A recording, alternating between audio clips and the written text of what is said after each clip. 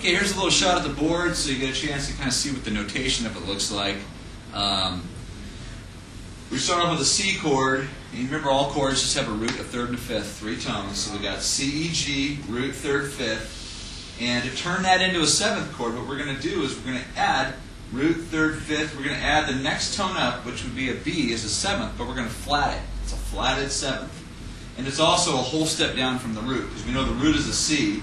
If we went up an octave, we have a C, and a whole step down from C is a B to a B flat. So between that B flat and that 7th, and that root, that B flat and the C, that's what they call a 7th, or a flatted 7th. And you put that in with a major chord, it becomes a dominant 7th, or a C7 chord. Now, it's a C7 chord, but it's thought of in terms of a dominant 7th chord, because the dominant 7th chord will always resolve into its new 1, the new 1 chord. So if C is the 1 chord, and then we turn it into a 7th chord, it becomes the new 5/7 chord of the new key. And the new key is going to be F. And we learned that a quick way of resolving it, and knowing ahead of time where to resolve to, is that you take your third of the chord. So we have C, E, G. The third is going to be the E right here. We're going to take that E and we're going to resolve it a half step up for the new root. So it gets resolved to an F, F-A-C. And if you look at your circle of fifths from the printed notes, you'll see that C to C7 to F. And the same thing works from F. Now we take F, which has a root and a third and a fifth, or an F-A-C, and we want to add the 7th to it. So we add a tone, we have root, third, fifth, 7, we flat it, so it's a F-A-C, E flat, that becomes a 7th chord, and then that will resolve into, let's figure out what it will resolve into. We know that we're going to resolve it into a half step above whatever the third of the chord is. So the third is going to be, we have F, A, C, E flat. The third is going to be an A. And what's a half step above A? A to B flat. That's why in your notes resolves from an F7 into a B flat. And this is the way to take your circle of fifths and turn it into dominant 7ths so they all flow from one into the other. So that's what I'm going to do now. So I'm going to go ahead and I'll start off on that C. C. I'm going to turn it into a C7. It's going to turn into an F. And I turn that into an F7, which becomes a dominant 7th, and that resolves to B flat. Take the B flat, turn that into a 7th chord, that resolves to an E flat. Take the E flat, turn that into a 7th chord, and it resolves to an A flat. Take the A flat, turn that into a 7th chord, that resolves to a D flat. Take the D flat, resolve that into a 7th chord, it resolves into the G flat or the F sharp. F sharp, turn that into a 7th chord, that resolves into the B. The B7 goes into an E. Turn that into an E7, resolves to an A. The A7 resolves to a D. D7 resolves to a G. G7 resolves to C. Just gone around completely the circle of fifths. So I want you to pull in a little bit closer and I'll show you what the 7th chords are on the guitar for those of you that don't know. I'll tell you what I'll do. I'll go ahead and use the bar chord position of it because I'm sure you all know that this is a C7. So I'm going to go up and use the bar position, which I'm going to be up here on the 5th, 7th, 8th fret. So I'm going to do an E bar position. Here's my E bar. I'm going to lift that pinky up, turn it into a 7th chord. Okay. So that's a C7 to an F. F7 to a B flat. B flat 7 to an E flat. E flat 7 to a A flat. A flat 7 to a D flat. D flat 7 to a G flat. G flat 7 to a B. D7 to an E. E7 to an A. A7 to a D. D7 to a G. And G7 resolves to the C. little bit quicker here. The strum.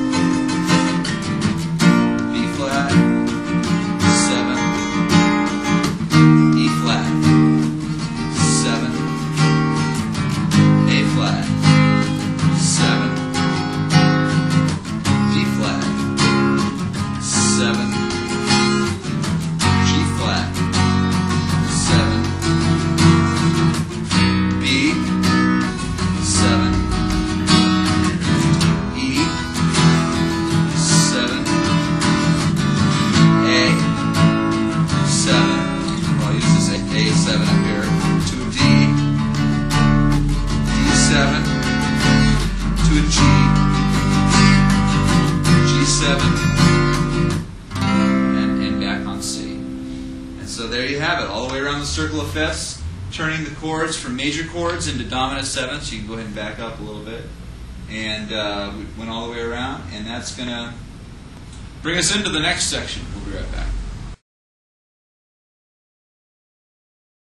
Okay, I'm going to show you how to do the circle of fifths going clockwise. And this is kind of tricky because you have to actually jump ahead and then fall back one. You'll see in your notes how that looks. But this is really designed to set your ear up, to train your ear to learn how to change from key to key. And whenever we go from the seventh chord into the next major chord, it's literally setting the ear up to change keys into the next chord. And that's kind of why I always try and teach the circle of fifths, usually early on in a student's development, because it really does so much for their ear training. And then when they go to improvising or learning songs by ear or just by sound off the radio, they can start hearing these things. They can start hearing, oh wow, it went from a major chord to a dominant seventh chord, and then they can hear exactly where it resolves. So the way this works is we're going clockwise now. So we're going from C to G, but we're using the D7 as the doorway to get into G. And then again, once we're in G, we want to get to the key of D. So we're going to use the fifth of D, which is an A, to get into D. So each one of these seventh chords is a doorway into the next key. And it's going to sound like this. So we start on C. I go to a D7. Now I'm in the key of G. Now my ear hears in G. Now I want to get to the key of D, so I'm going to hit an A7. Now I'm in the key of D. Now I want to get to the key of A. So I'm going to use an E7. And that's going to get me to A.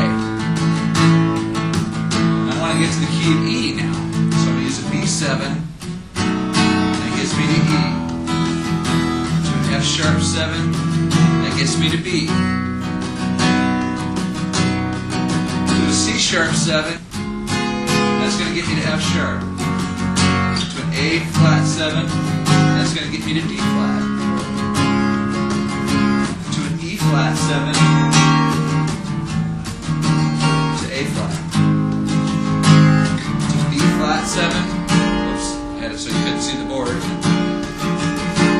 A, this is where am I at? I'm at a B flat 7.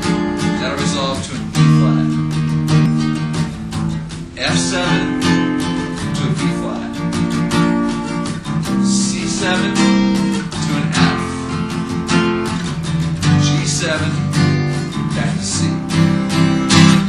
Now, if you do that enough times, first of all, it's going to teach you all of your major chords. It's going to teach you all of your dominant seventh chords. But more importantly, it's going to teach you your ear to recognize that resolution. So when you hear that dominant seventh chord, many times you're going to be able to guess exactly what the next chord is simply by going through this. So remember, these seventh chords, every time you see a seventh chord, the D7, A7, E7, B7, F sharp 7, all these seventh chords, all they are is doorways into the next key. They are the fifth of the next key. That's why it's called circle of fifths.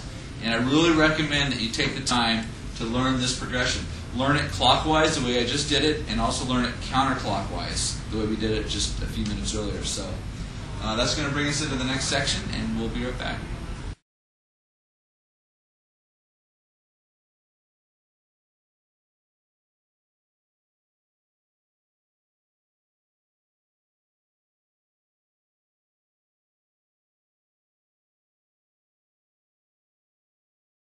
Okay, we're at our exit here for the 20-minute music weekly class, class number 8, and our library mascot Megan stopped by to say goodbye. She was playing a little slide paw a little earlier. See if I can't get her to do it. Come on, Megan. Come on, do that thing, that wild thing you were doing. I'm trying to teach her, believe it or not, how to play slide paw, slide guitar. Anyway, again, thanks for attending this class. You learned circle of fifths, how to change keys, chords, and hand number 6 for the piano. Make sure you come back next week for next week's class. It'll be class number 9 for Dan Lefler's 20-minute music weekly class. I want to thank you very much, and we will see you next time. Oh, by the way, if anybody has any record albums or turntables that you'd like to contribute to the library, please contact us. We're in desperate need of a new turntable. Dan@danmans.com. And also, if you have any requests, let us know as well, and we will see you next week. Come on, Megan, let's do that wild thing.